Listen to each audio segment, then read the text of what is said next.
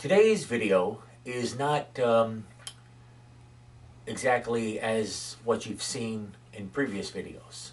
In previous videos, I've compared old to new, what was to what is.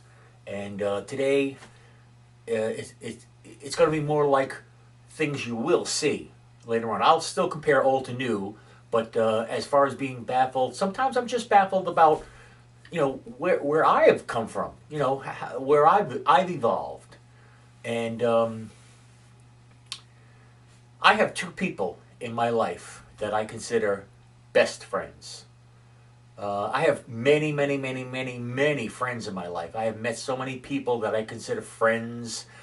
Some people I consider acquaintances. Some people I consider people two ships passing in the night.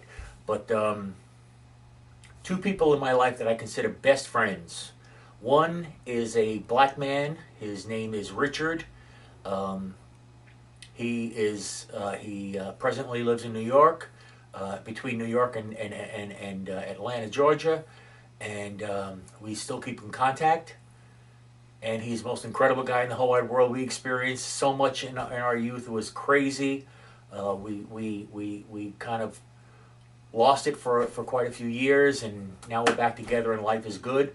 But Richard and I mean, I could do 142,000 videos on Richard and I and the things we've done. I'm telling you. I mean, we could blow your mind. And someday remind me to tell you the Delancey Street story. That was a good one. But Richard and I went through a whole lot together. A whole lot. And I love the guy. I love him today. I loved him then. I love him today. He's one incredible person. And probably today, I'm more in awe of him than I was then. But now that I'm thinking about it, maybe not, because I've always been in awe of this guy. He has been on my Facebook page. I post Maurice White as the coolest guy ever, ever, ever. Maurice White has to be the coolest guy you've ever seen in your life. Real close tie is Richard. One time Richard, we had gone up to an apartment and we knocked on the door, and the fellow who Richard had a beef with answered the door. Richard had a few words, grabbed the guy, beat the crap out of him, and in the process of the fight, Richard's earring fell out. And in the middle of the fight, in the middle of a battle, Richard turned to me and he said, "Cobjack, I lost my ring." And I said, "Keep fighting, I'll find it." And I looked, and I found this ring, and I found the clip that went behind it. And he kept fighting, beat the guy, and we walked down the stairs, and I gave him his ring, and he put his ring back in his ear, and life went on. That may not be cool to you, but at the moment, at what was it, 19, 20 years old, that was pretty cool as far as that goes. And then number two in my life is Hector Castro. And Hector's no longer with us. He passed away some years ago. And I only found out about it about 3 years ago, 4 years ago. I found out about it. I had no idea. The last I had heard from Hector, he called the house. We had moved up to Massachusetts, and Hector was still in New York. And he called the house and told my wife that he was on his way to Puerto Rico, and that he would call either when he got back or when he was down there. And he never called. He never got back. And I totally lost touch with one of my best friends in life. Again, Hector and I had some serious experiences.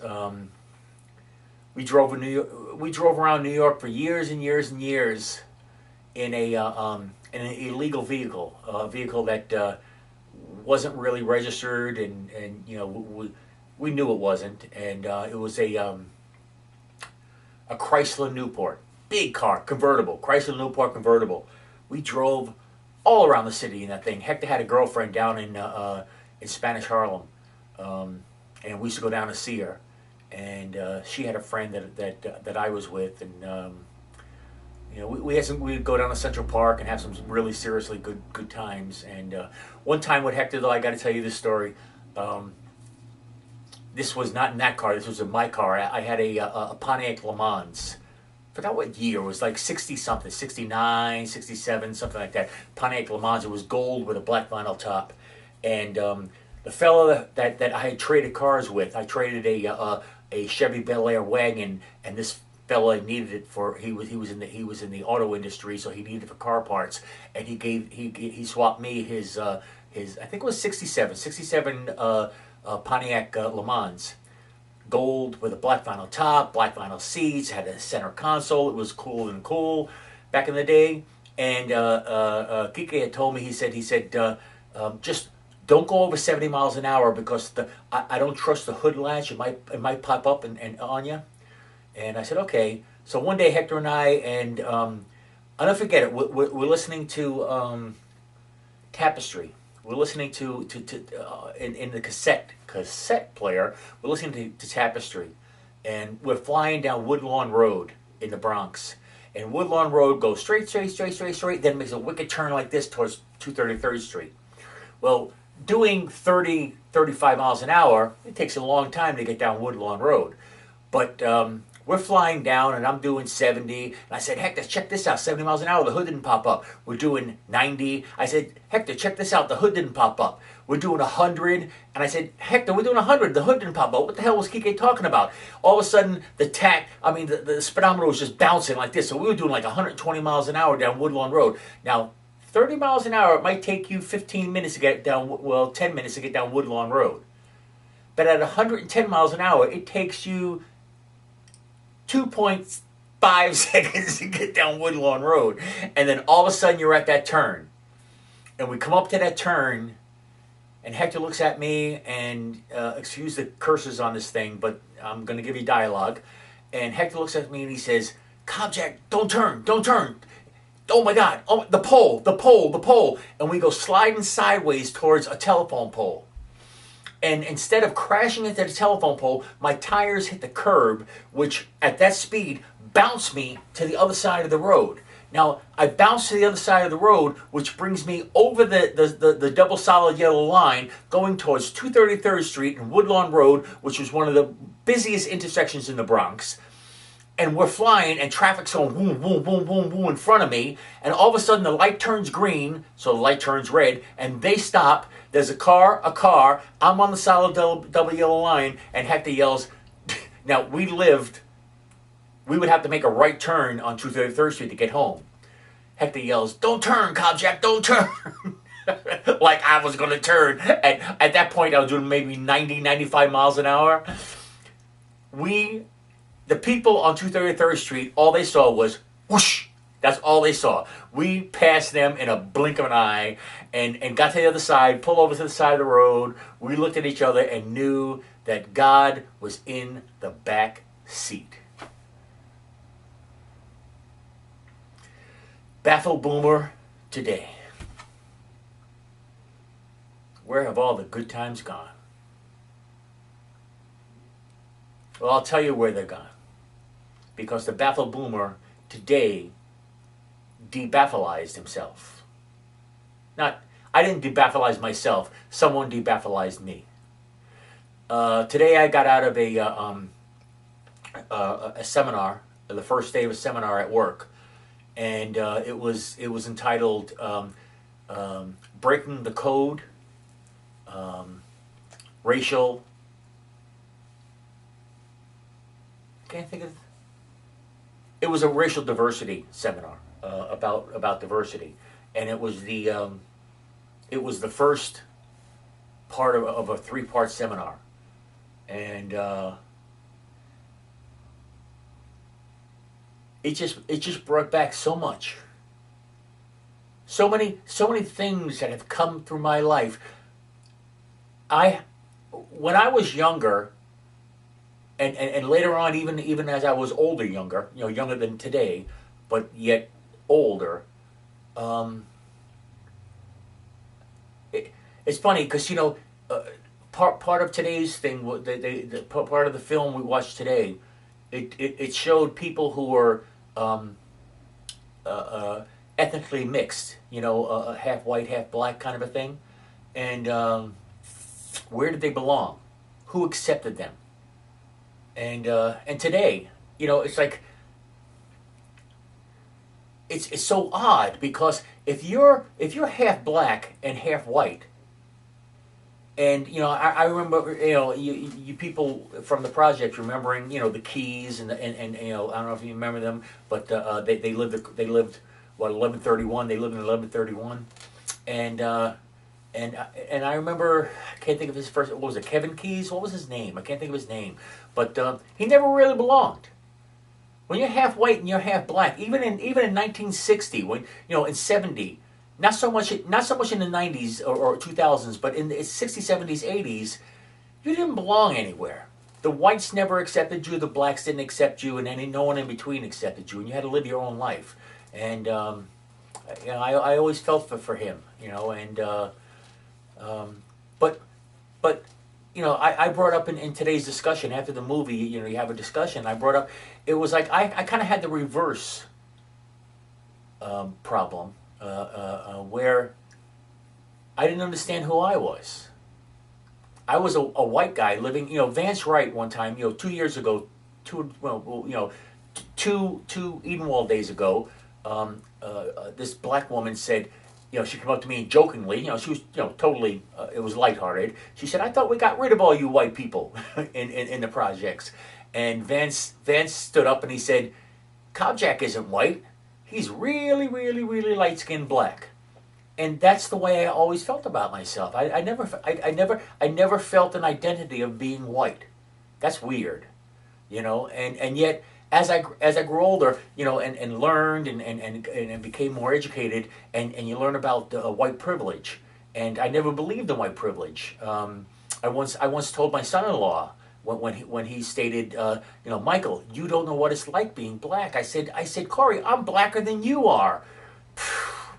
What a stupid comment. Blacker than you are.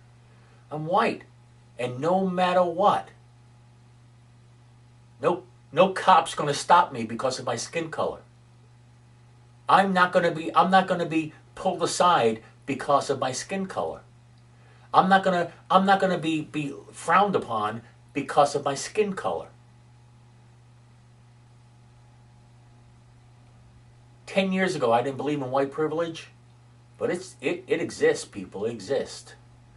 And I'm sorry if this video is a little bit heavier than my last few, but this is what's happened to me today, and I have 2 more sessions in the seminar to think even further about it. And this didn't just come up today. This has been on my mind for years and years and years. But I have people of color, I have people of various ethnic backgrounds that I love, and nothing, no one, nobody, nada, nyenka, nunkumpu, nyeka, nakahokohuru is going to take that away from me. And I once told Kelly O'Connor, I said, I brought my children up to be colorless. And that doesn't mean color. That means that not just race.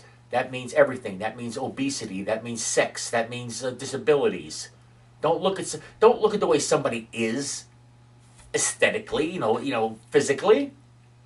Look at who they are in here and in here. If they're wackos in here, then they're wackos.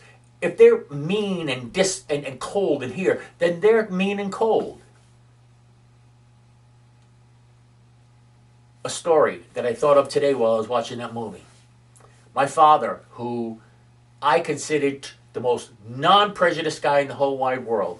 One time, my sister Jeannie was dating this guy, and I can't think of his name, but he was black. He was dark. He was the darkest black guy you've ever seen in your life.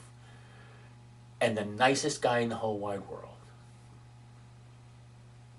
And my father, one time, and those of you watching this who know my father understand the intensity of this comment, of the situation, that my father would even be in the house to be able to tell me this, But one time we were sitting at the kitchen table, and he said, Cedro, his name was Cedro. He said, Cedro is such a nice guy. He said, what we need to do is have Jeannie bring him home one day, and we'll sit there with, and this is my father's exact words, and we'll stand there at the front door with a hose, and as he comes in, we'll turn on the hose and bleach him.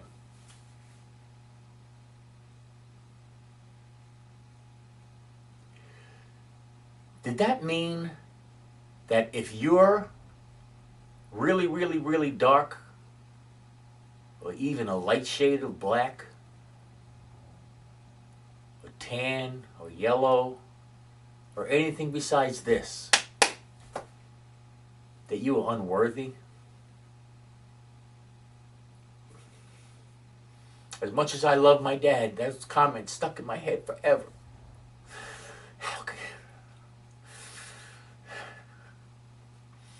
How can you say something like that? How can you say he's a really nice guy, but in order to make him really nice, we have to bleach him?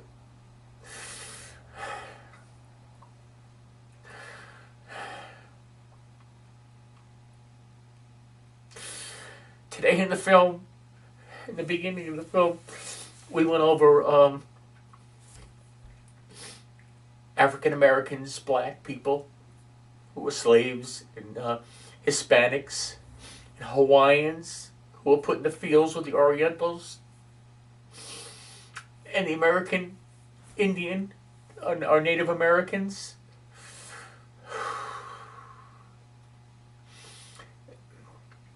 And I saw people put into slavery on that film, and I saw human beings with chains around their necks and waist and legs and feet.